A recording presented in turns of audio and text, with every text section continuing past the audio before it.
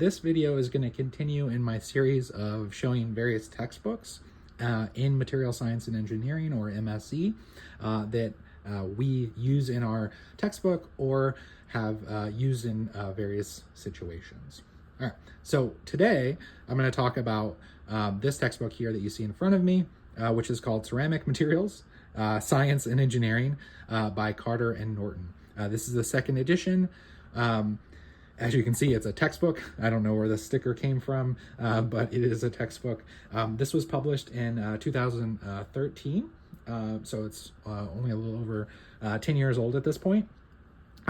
So this textbook right here, I would say this is a great textbook for a introduction to ceramics class in a MSc department or other departments where we're talking about ceramic materials. Again, this is not the one that I use in my course at this time. I use Fundamentals of Ceramics by Barsom.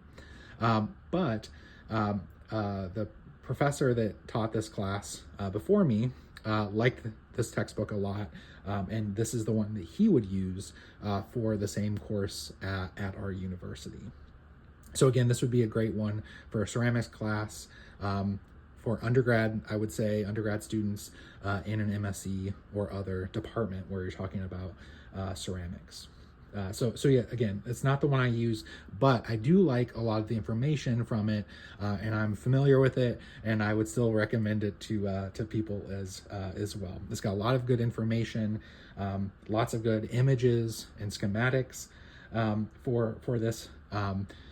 And you can see a couple of drawbacks. Maybe I'll go through those first. The first thing you might notice is it's kind of big. So that is still a consideration that I think of. It's not the top consideration I make when selecting a textbook, but it is pretty big. So that can be a hindrance to using it. I'm not familiar if there is an ebook available for this textbook, but it's something I can check on and put in the comments. But again, it's on the bigger side. And I would say the main reason, if I had to select a main reason for why I choose a different textbook for my course, is if we go here, and I'll open it up to the contents. So the table of contents here. So again, it's got lots of nice information. Introduction, got some history. I always love some history. I think it kind of frames us for what we're going to do, and so forth. And then it breaks it up into parts. Again, it's a big textbook. So part one is materials, so background. So a lot of this stuff is kind of background that you might have in other courses, but this would be a good kind of refresher. So, bonding, structure, crystals, binary compounds, complex compounds, and phase diagrams. Again, all things that you probably cover in different courses. And then part three is on tools. So it goes over furnaces, characterization techniques.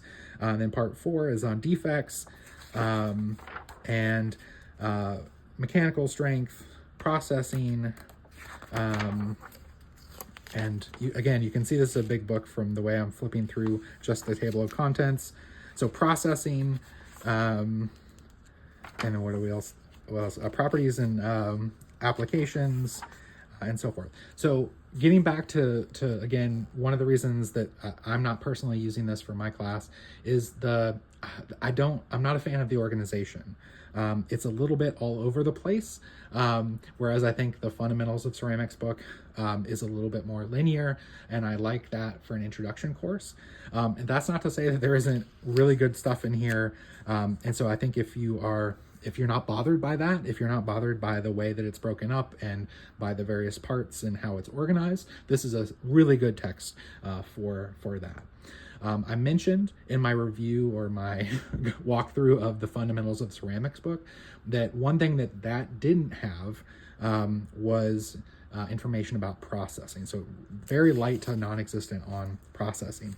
Whereas if I thumb back here, you can see section 6 up here is on processing. So raw materials, forming powders, fibers, glasses, processing, sol gels, organic chemistry, shaping and forming, centering growth, and a lot of other things. So this is a much better book when it comes to processing. So if you're more interested in the processing side, if you want some extra history and background on these various topics, and you're not as concerned with the flow or organization of how it's laid out, this is a great textbook. Like I said, lots of good information in here. I do really like this textbook. It's just not the one I immediately grabbed for. I do think there's a lot of good things in this textbook, but again, why I'm not as big a fan of it. So I do want to just open it up though, and so you can kind of see what a typical page and so forth looks like. So you can see that this textbook is in color. Its fundamental ceramics is black and white. This one has a lot more images, schematics like you see here, and it's got these kind of useful asides or kind of extra important sections you can see in green. Again, to me, it's just a little bit more what I would maybe call chaotic, but it's got lots of good information. It's got lots of images. I do really like that.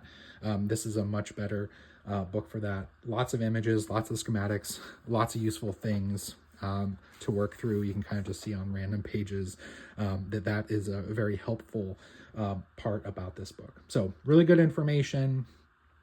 If you don't mind a big textbook, if you don't mind the flow being all over the place, and you want some really useful information about processing of ceramics, I would say this is probably your book to use. So again, just a little bit about it for this. So again, this is Ceramic Materials, Science and Engineering by Carter Norton, 2nd edition, and this was published in 2013.